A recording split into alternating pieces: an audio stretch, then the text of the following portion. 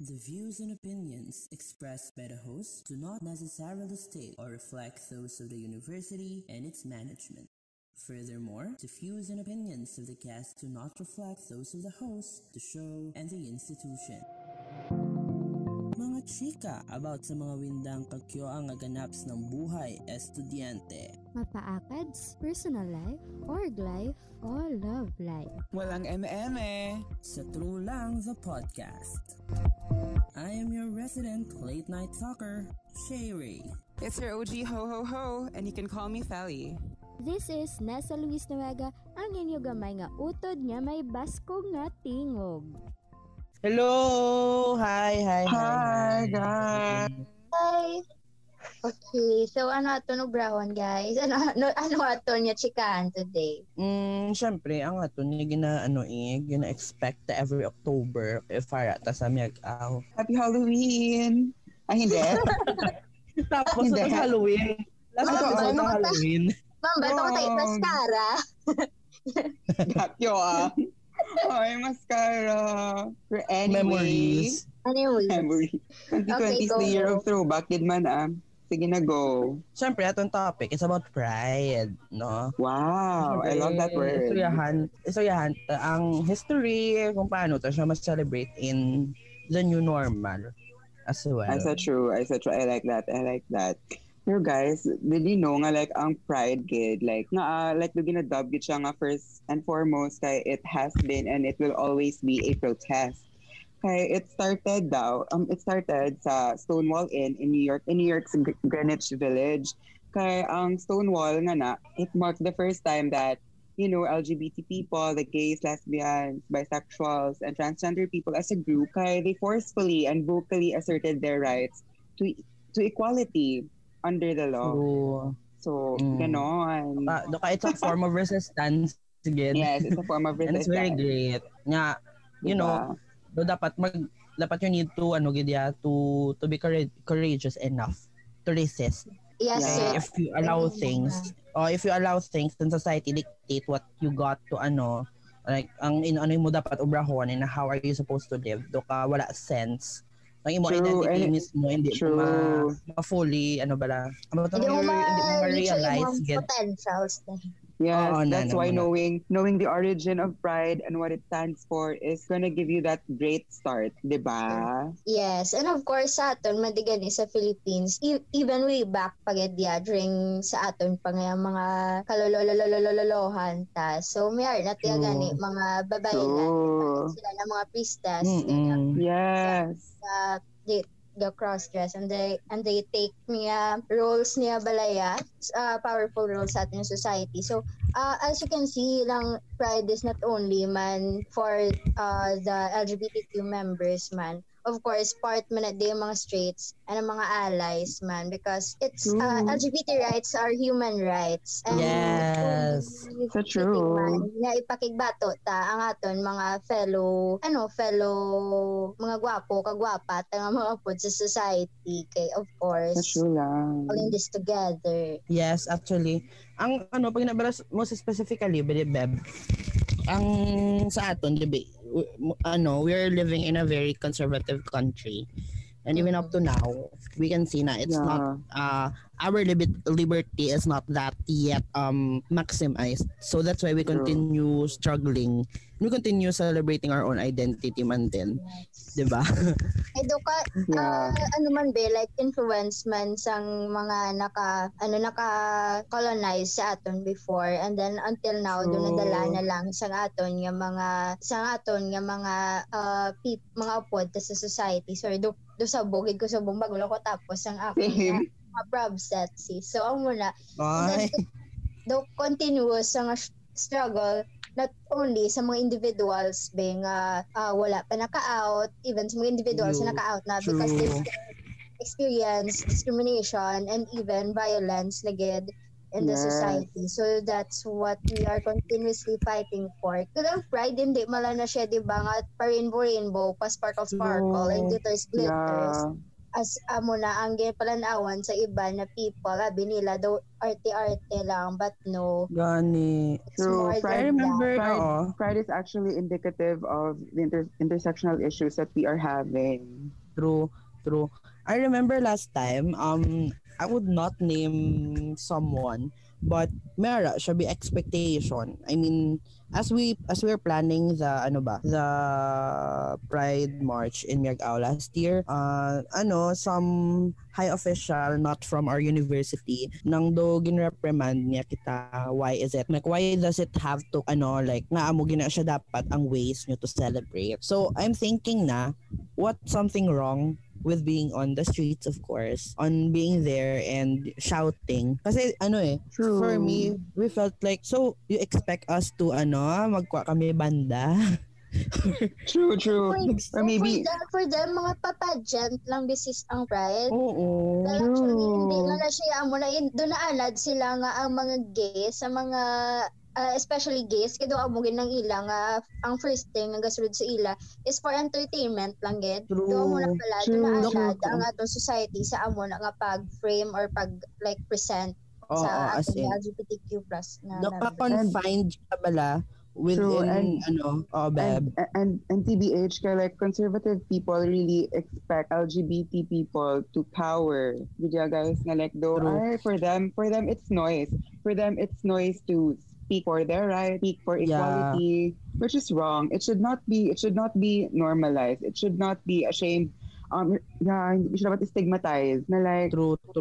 it's just mere noise. No, it's not mere noise actually. Like that noise is a noise of 100, or like it's a noise of many years of discrimination and oppression True. felt by and for that noise to to become a noise, it takes like single voices of those who were discriminated by their families, by their friends, by their society. And to think na in our society we are confined na like our fight for acceptance is still a long way to go, kasi we always have that notion na once you belong to the LGBT community, you need to prove yourself more than True. any individual who's straight. True. Oh my you have God, the really. burden. You have the burden to be smart. You have the burden to be creative. Because if you're not, Diba? you're invalidated. Like being born is already a sin. True. Doon mo na wala. Yeah, and like guys, growing up, I'm just gonna acknowledge the privilege that I have. Na syempre, not all man siguro na families kaya diba gina-discourage or like mahambal nga kaya lang bayot or bakla. Like do for them it's a wrong thing. Like do it was like do something siya bal nga ay matalino sana pero like ganyan, di ba? Like do ka bot at the end.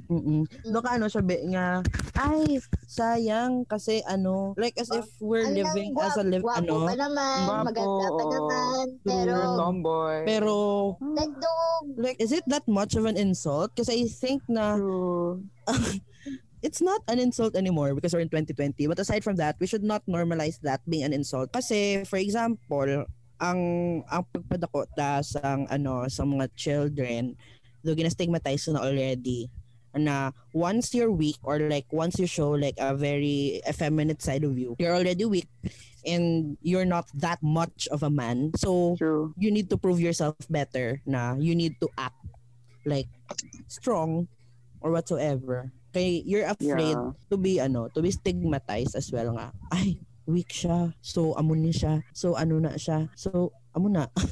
No ka wrong siya. And I think it starts within our homes as well. Na once you in the process of ang isa pa rin siguro ka struggle man for those nga ara subong sa ilang nga mga homes kay there are mga chismosa bala nga naton mga upod sa extended family sa palibot, and then doga ka out sila nga wala pa sa ila bala nga time, wala pa sila gather courage or naka-prepare malang or build up malang sa ila family, tapos do may ara lang gid mga people do ginaunahan nila. Also I think do ka need man bala nga i-emphasize sa people nga do ka let's give them the nga Let's joke. give them their right.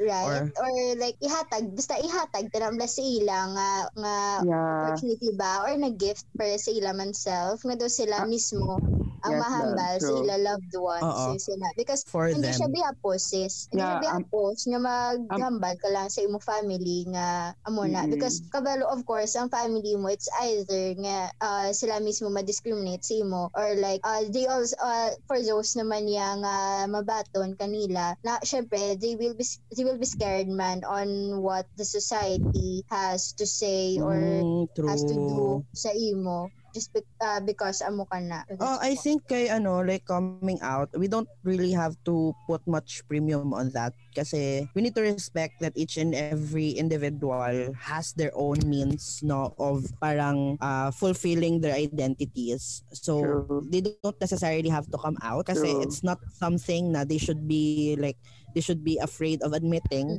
or it's not something that they should be afraid of, of telling other people. Other people are happy or like other individuals are happy just by who they are, how they act, and they don't see the necessity for them to actually tell the world. Yeah, to quote unquote and guys, I'm just gonna add nga like diba growing up, it's been a pervasive word gidya ang quote unquote coming out. So like okay, I get it. Like some people find it empowering to really reclaim their identity through coming out, while other people naman correct wala lang like okay, I'm also acknowledging the fact na privilege sila nga they don't have to come out or whatsoever. But yeah, let's just respect lang. The bottom line is that if it's not our story to tell at all, let's give them the chance to tell their story or to just be themselves or just to reclaim words. Okay, we have tendencies, most especially in our context within the community. We also have ang term na lang, I don't know if it's gaydar or something na gina-provoke ng individual that, for example, he's gay because basing on how he acts, tas gina-provoke ka siya and tell other people. I'm guilty with that actually. Ay, feeling ko, amo ni siya sis kay. Amo na siya. True. Yeah, that's actually internalized man na siya being internalized man na siya nga discrimination. I don't know if that's the right word. Pero yeah. Actually kay firstly you remove someone's right to identify himself, especially if he's not that he's not that fully aware of what he likes or she likes or they like. So and second, I think na gina-provoke mo siya in a manner na gina-stigmatize mo din as well. I think there's a lot of possible reasons man for that, but I don't think na na it's justified din kasi feel ko it's at some extent it's not helpful, most especially in the community. True, it's counterproductive. And so syempre given also now nga like with this quote unquote again new normal, everyone's like having a hard time. Especially syempre mga people who are in their coming of age na time or moment, and it's really confusing. It's really basta grabe ka it's very overwhelming siya. Yeah. So muna. In the quarantine other people, amo na siya may mga upod man na they're struggling within their homes, and sometimes we don't know what their society or like what their kung hindi sila privileged enough with their families, amo na bala nang medyo struggle gid ang quarantine for them, and the very best way for us is to always reach them out because we don't know what's happening. Lalo na kung friend ta sila. Diba? And of course, syempre, ang aton nga celebration of Pride this October. Diba last year we have Miag-Aw Pride Parade, and sa Iloilo City, I think it's 1 year ago. And it was very celebratory, no? And it's very, very fruitful. Very momentous. So first ko gid na protest ever na nasalian kay is ang Pride March, and it was liberating, it was fun, happy lang gid siya guys, but at the same time very empowering. Just being there. Yeah. True. Share ko lang, true. First of all, I know na we merong difficulty in really celebrating the it. pride. Yeah. Pero I think na But it there are ways, shouldn't Beb, stop. still. Oo. Mhm. It Yeah, shouldn't true. stop. Kasi Yeah. if we have media or like if we have social media, then we could continually educate people. Yes. Kasi we have the resources naman. We could invest time on our means of celebration now is focused on educating people. Yeah. Na, Kaya about na all siya the things that man ang concern us. pinaka-sustainable, Beb, nga way Oo. True. of changing society. Encouraging our friends. Shaking the status quo. So, True. kailangan natin mag-educate in whatever way that we can, of course. Of course, in the right, in the right channels. Yes, of course, ourselves naman because, kailangan naman mag double check from time to time sa aton yung mga biases or probably mga True. na-instill naman sa aton being way of thinking. So, kailangan naman na i-double check before we actually educate man iban para hindi nata mag-create pa anything nga do ka misconception pa regarding Yes. Doka even though we feel like we're already knowledgeable, sometimes we have internal biases brought about brought about by how we grow up or how we grew up as individuals. So slowly by slowly, pwede siya ma-deconstruct and transform it into a better into a positive thing. Na you start by acknowledging na maybe it's what they want and I need to respect that. To ka basic human decency siya be. Nga don't give on other people's business unless it's yours. True. Yeah, so bali now, guys. May tatlo taka points. So first is to mind your own business, but when you see nga ang iba na tao gakahalita na, so you have to go out of your way and then help in kung ano man yung mabulig mo. It's either like form of intervention, may it be reporting or like talking to the person or or like bisan support lang. And then next is respect. So respect each other's time, each other's space, and of course rights kay of course equal to di tanan, wala sa may galabaw. True. Just because you're straight doesn't mean you're morally right all the time. So, and then lastly is kung diin ka happy, kung diin tatanan happy, as long as wala ta may kalapakan, i-support ang each other. True. Yes. Yeah, and guys, pride is not a disagreement. It isn't like it's not a competition of sino mas better or sino mas deserving of respect, because everyone is deserving to be respected, protected, and nurtured with the people in the society. Yeah, and then of course. Gets being like doka, some things are not up for a debate, be. So like do muna siya. Yes. And also I would like to to note man din and to say na no matter where you are, no matter ano yung sitwasyon mo ngayon, please always know that you are loved, even when it's not within your family or even with it's not within your friends. You are loved by the individuals who are fighting for your right, who are fighting for you.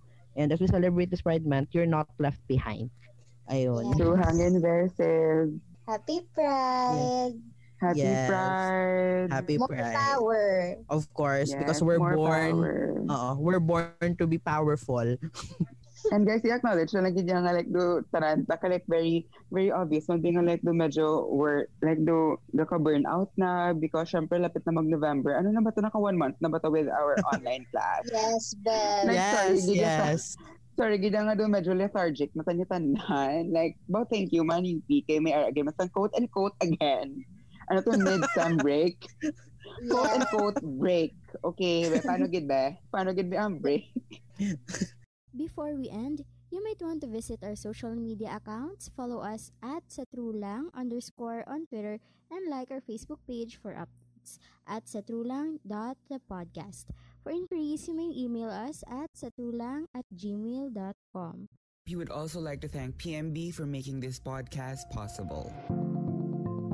And that has been another episode of our Chika Chika. Tani, daw nagets si manang amor niya ginistoryahan sa uulitin. I am your resident late night talker, Sherry. It's your OG ho ho ho, and you can call me Feli. This is Nessa Luis Nuega, ang inyo gamay nga utod nga may baskog nga tingog. Walang MM eh. Sa True Lang the Podcast.